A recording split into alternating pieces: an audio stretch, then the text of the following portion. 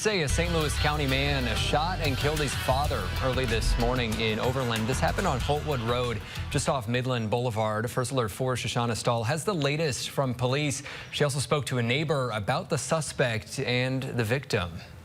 You could see behind me here, there's still crime scene tape up at this house on Holtwood. Police tell me the shooting happened early Wednesday morning, where a son shot and killed his father. Not something that you want happening right next door to you. It just breaks your heart. Crystal Lee lives just 2 houses away from where that shooting happened. I was dazed for a minute. I was kind of bewildered. It took me a second, and when I came upstairs, I was trying to get dressed and everything.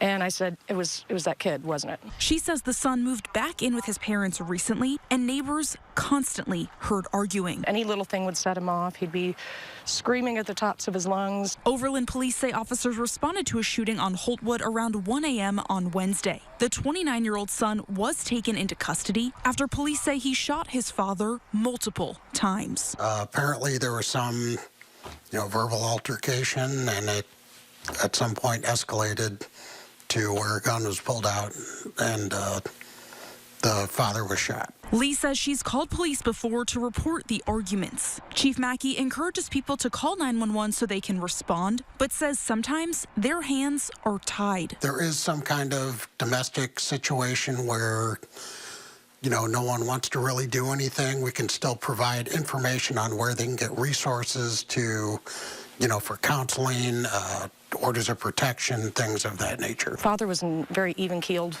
gentleman, very nice, respectful.